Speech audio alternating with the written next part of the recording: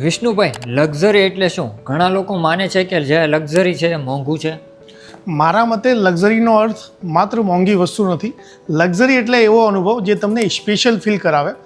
માનો કે કોઈ પ્રોડક્ટ અથવા સર્વિસ જે તમને સંતોષ આપે છે, તમને સ્પેશિયલ ફીલ કરાવે છે, એ જ સાચા અર્થમાં લક્ઝરી છે. અને હા, લક્ઝરીની શરૂઆત એ તમારા ખીચાથી નહીં, તમારા વિચારથી નક્કી થાય છે. અને લક્ઝરીની કિંમત એ તમારા પૈસાથી નહીં, તમારા અનુભવથી નક્કી થાય છે. પણ આ ફરક તમને દેખાય છે, બીજાને નથી દેખાતો. તો તમે કઈ રીતના શીખ્યા?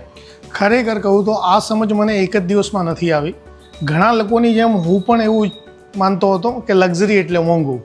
પણ જ્યારે મને હજારો લોકો સાથે વાત કરવાની તક મળી ત્યારે મને ખબર પડી કે લોકો એ પ્રોડક્ટ નથી ખરીદતા, ખરેખર એ પોતાની લાગણી ખરીદે છે.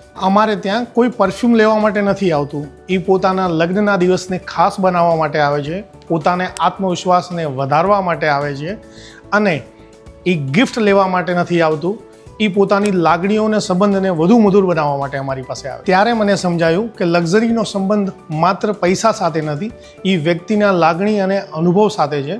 અને આ સમજ મને કોઈ પુસ્તકમાંથી નથી મળી, મને લોકો પાસેથી શીખવા મળી છે. અને આજે પણ હું લોકો પાસેથી ઘણું બધું શીખી રહ્યો છું. ટાઇલેટો તો લક્ઝરી સ્ટોર છે, પણ અહીં ગુજરાતમાં તો ઘણી બધી પોતાની લોકલ બ્રાન્ડ પણ છે.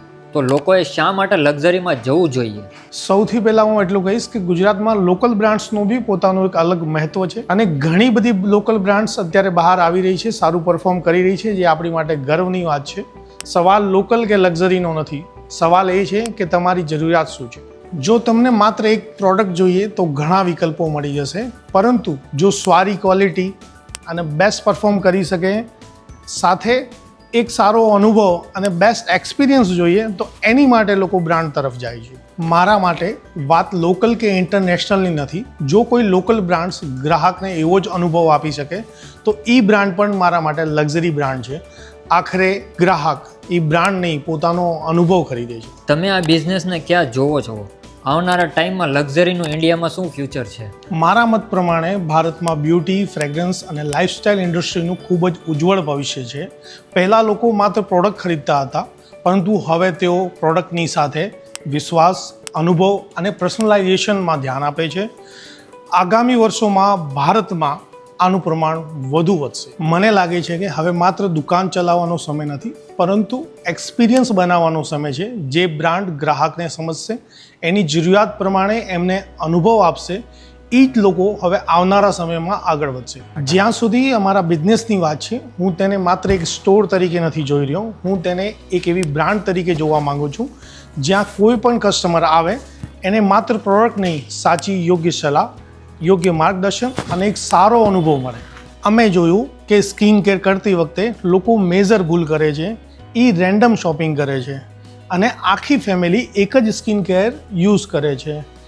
અમે કસ્ટમરના એક્સપિરિયન્સને બેટર બનાવવા માટે AI ટેકનોલોજી દ્વારા એમનું સ્કિનનું એનાલિસિસ કરીએ છીએ.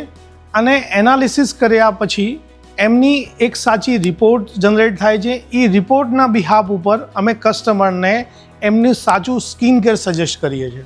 આવનારા સમયમાં મને વિશ્વાસ છે કે ભારત માત્ર લક્ઝરી બ્રાન્ડનો ગ્રાહક નહીં રહે, પરંતુ વિશ્વને પોતાની લક્ઝરી બ્રાન્ડ્સ આપશે. લાસ્ટ ક્વેશ્ચન, એક નોર્મલ વ્યક્તિ લક્ઝરી લે તો એને પર્સનલી શું મળે? જો એક સામાન્ય વ્યક્તિ લક્ઝરી બ્રાન્ડ લેશે તો તેને માત્ર એક પ્રોડક્ટ નહીં મળે, તેને એક અલગ અનુભવ મળશે. એનો આત્મવિશ્વાસ વધશે. કારણ કે જ્યારે આપણે સારા કપડાં પહેર્યા હોય, સારું પરફ્યુમ વાપર્યું હોય, તો એનો એક અલગ કોન્ફિડન્સ તમારી અંદર ઝલકે છે. લક્ઝરીનો અર્થ દેખાડો નથી. લક્ઝરી એટલે પોતાને મહત્ત્વ આપવું. આપણે આખો વર્ષ દરમિયાન પરિવાર માટે અને ઘણા બધા લોકો માટે મહેનત કરતા હોઈએ છીએ.